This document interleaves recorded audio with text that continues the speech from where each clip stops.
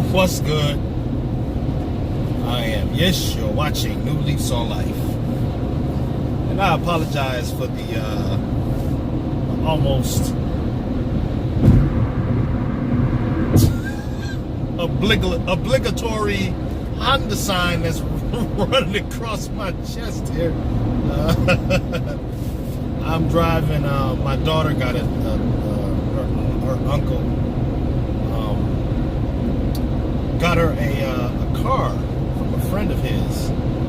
Was about to, they keep their cars up and now they're ready to get something else. Nice Honda CR-V, and she don't have to drive this thing anymore, which is a car that we bought her a couple of years ago, a 2002 Honda Accord, and she had stopped driving it from school back up here because there was some issues going on with the check engine light. Anyway, I'm now driving this car to work because I was catching the bus, and this car has a Honda sign in the glass, which I'm going to take off when I get a chance. And I'm just now noticing that it is not good for shooting video like that in the sun. Anyway, I wanted to give some further updates to how my sessions are going with EMDR/IFS. So far, no IFS work. It hasn't really been necessary as of yet. And again, I think this particular therapist, she is not an expert in IFS, but she has studied it, knows how it works, things along those lines. I don't think she's certified in it though. But the EMDR she is certified in. And she's been wonderful in regards to that.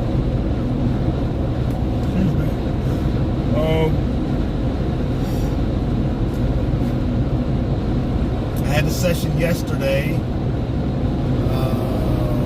We found some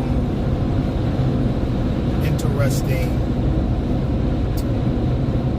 descriptions for some things, as far as how I feel about certain things.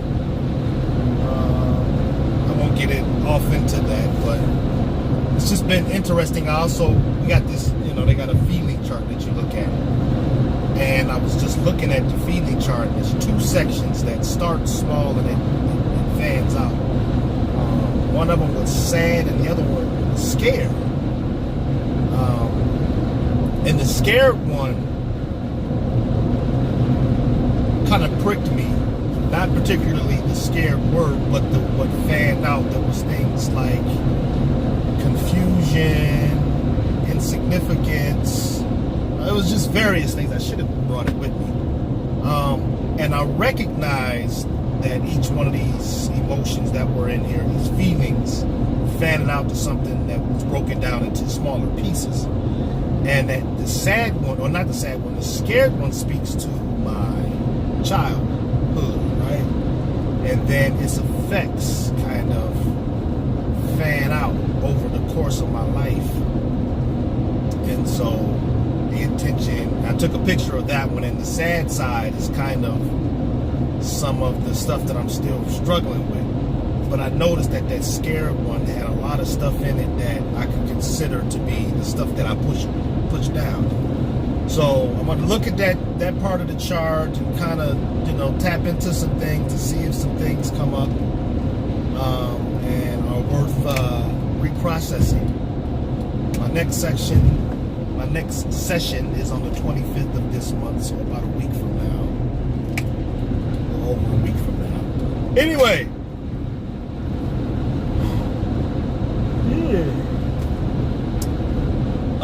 I have more and more now been getting some excitement. It's very subtle, once again, but it's noticeable. It feels like a splash of lemon juice. If I could give it a visual description for you, like a splash of lemon, like a sprinkle of lemon juice. Let me say it like that. That's what it feels like, a sprinkle of lemon juice. Very bright, it feels good after being numb for 10 years. Be able to get excited about. I'm not even sure what I was excited about. I might have just been excited that I could be excited. It's an emotion. It's when, when something brings some happiness to you, right? Excitement is what it is. It's exciting. I'm just happy to be able to feel some kind of emotional energy, whether it's good or bad feeling, right? Like authentic, not just because of lack. And so one of the things that I spoke about pointing out within my current state, because I'm still doing very good. I haven't gone back to this state which I can only explain as being avoidance of shame, right? And I think that shame that I was avoiding was the shame of my childhood, and my living conditions and all of that stuff. And so I found a name for that, and it was shame. It was a shame. I felt ashamed by a lot of things and in a lot of things. And now I don't really feel that anymore. But guilt as a separate thing, which I have to really get around the grips of, is not the same as shame as far as the feeling is concerned. It is a different feeling. Shame is there is something there you're running away from because it feels very uncomfortable. Guilt is I've done something wrong, or I've done something I should not have done, or I didn't do something I should have done, right? I think guilt is just a natural teacher of right and wrong, right? Shame is not a natural teacher of right and wrong. Again, my childhood was very neglected, wasn't very clean, environment wasn't very clean, and it wasn't my fault, right? I did not do that. I was given those conditions. But that does not negate me being the recipient of being hurt emotionally because of that state.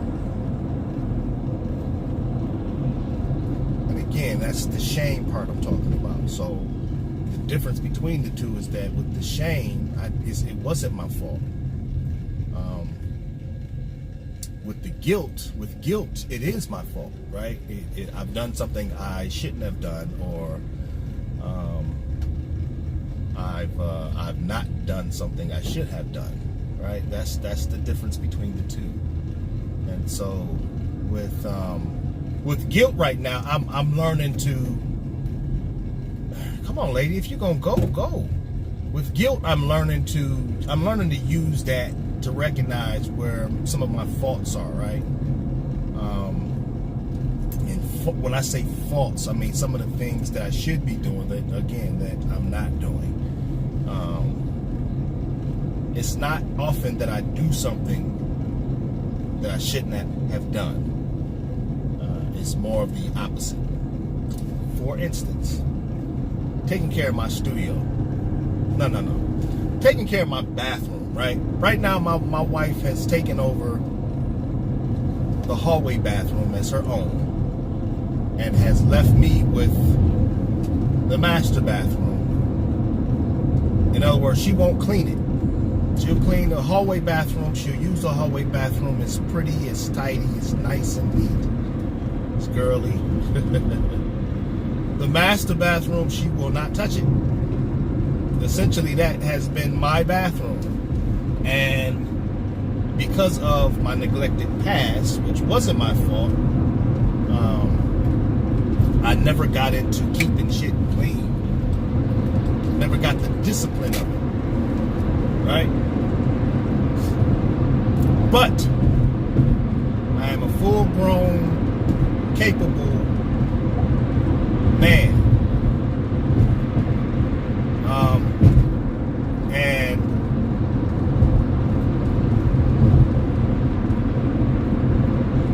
I am well aware of when things go bad.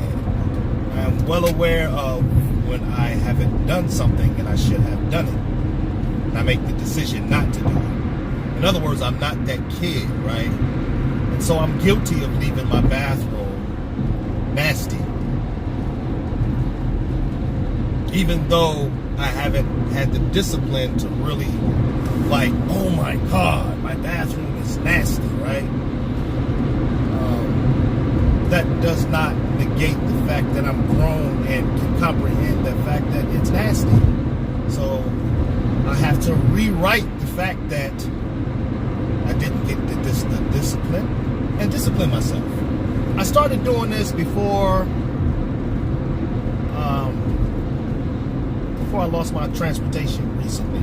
That was in November. It was about keeping the car clean, keeping the basement clean, keeping my studio clean, even keeping the bathroom clean. So I keep myself clean. Even though I wasn't disciplined in that as a child, I keep myself clean. I keep my body clean, right? I wash my behind every day. I clean my face. I brush my teeth. And I got to that point out of discipline, even though I did not have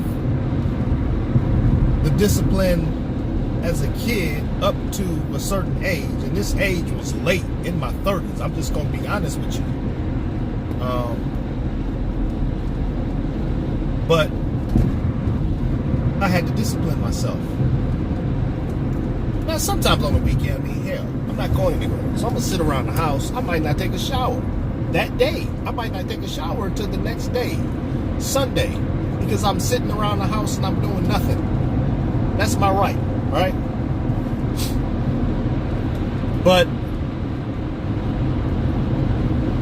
I got excited about redisciplining myself, keeping stuff clean. I did the same with making up the bed. I just had to do it a number of times, and now it becomes a regular habit. It's a regular discipline. And so why I'm saying all of this is because that was what we tapped into, right? We tapped into one of the words that hurt me as a kid.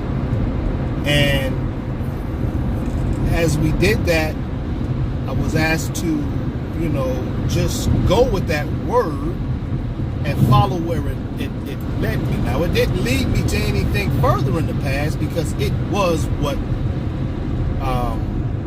it in itself was something that was very hurtful. So it didn't have anything further behind it other than what we had already talked about. But what it did pull out was the fact that and it was lack of cleanliness, right? What it did pull out was it showed me the path moving forward, that because I had that lack, that I then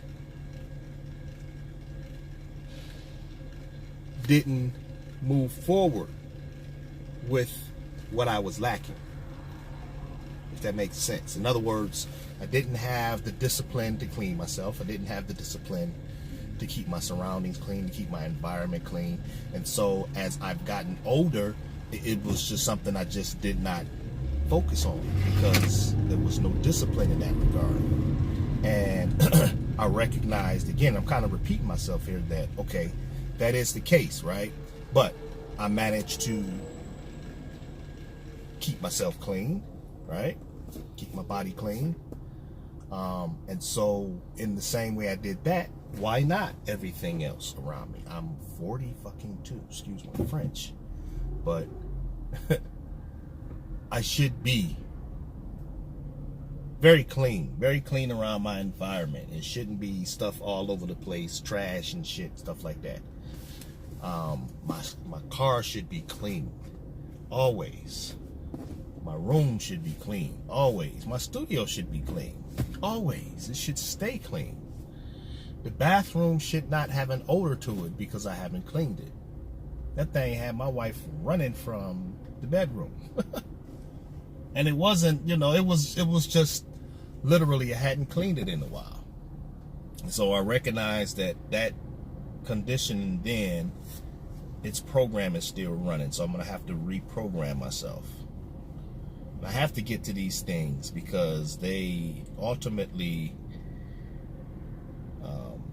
interact on different levels with my waking life, right? And I'm not just talking about keeping clean.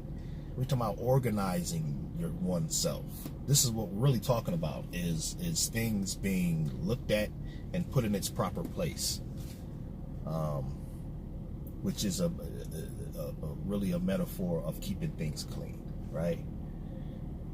Dirt needs to go in the trash. This needs to be moved in the corner, right? Things are like that, and those become practical things in one's life,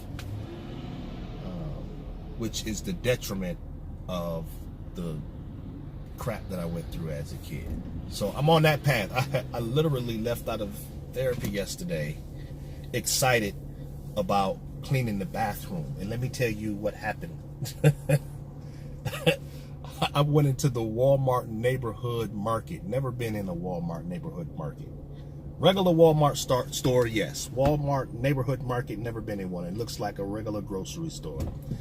And I literally spent about $150 in cleaning supplies, man. Now, I did get a few little things. Like I got $10 worth of energy drink here, just stop me from wasting money at the store if I'm gonna drink these things. But I got a push mop. I got not detergent. I got from Fabuloso. I got all kind of smell good stuff. Windex, spandex, not spandex. Is it called spandex? Just cleaning stuff, man. I mean, I loaded up $150 worth. What the hell? I had to text my wife and tell her, I said, listen, I'm going to tell you in advance, I spent $150 in cleaning supplies. That's how excited I was to come home and clean. Then I went and got the car clean inside and out. Stopped, got me something to eat, and then took the 1.5-hour drive home. All right. And when I got home, I didn't even speak to my wife. I came in, I laid my bags down. I went back outside. I had to take some stuff from the backyard and put it on the curb because it's trash day tomorrow. Mass trash day tomorrow. But anyway, I came in, I went straight to the bathroom, I locked the door, right, and I proceeded to go ham. I cleaned every nook and corner. I got under the cabinet and pulled all of her stuff out. Her knickknacks, you know, not cleaning products, but beauty products that were sitting under the counter unused. And replaced it with all of the things that I had just purchased, all of the cleaning things. Y'all give me 1 second as I order some food. Let me get a sausage, egg, and cheese McGriddle, and then order a donut sticks, 6-piece. That's it. Thank you. Yeah, so I put all of the cleaning stuff, and I got a lot of it, like wipes, all kind of stuff, man. And I got this this burner. that that takes these wax, like candle wax, I guess, that takes these wax little things, and they're fragrant, like pineapple, melon, or something like that. And it's a little tray that sits on top of a light, so there's no fire. It's just a light with a tray on it, ceramic tray, and you put it in, it melts, and it makes it smell good. And it's a light, so thank you. So it doubles as a light. So it was kind of cool, because after I got done, I took a shower with the regular light off and this little bitty light on, which was kind of moody. Had my music playing, some Jay Dilla. And my point is, I enjoyed cleaning that bathroom. And I think the next time I'm going to have me a nice little speaker in there and just bang it out. I'm going to do it like that. Every time I think about cleaning, it's a Jay Dilla clean day, right? Make a fun thing out of it. I think that's very important for me right now. Because when I think about cleaning stuff, I think about, gotta clean. Clean. Because it was one of the only other times I really seen my mother a lot when I was younger, was when she decided to clean something. And it was usually on a Sunday with gospel music playing, which is what my wife does. Thank you, sir. And so, this is my way of cleaning. Not necessarily with gospel music, but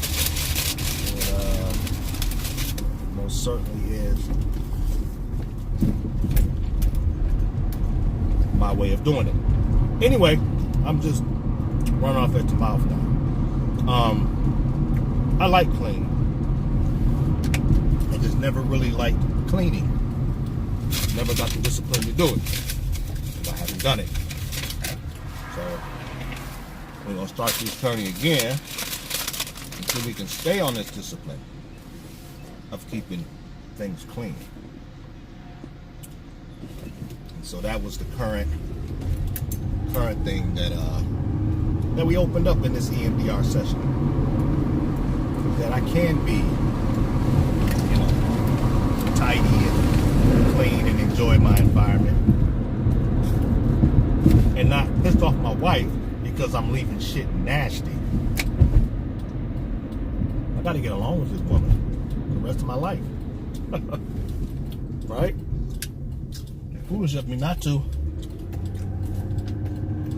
Anyway, that's my spiel for the day, folks.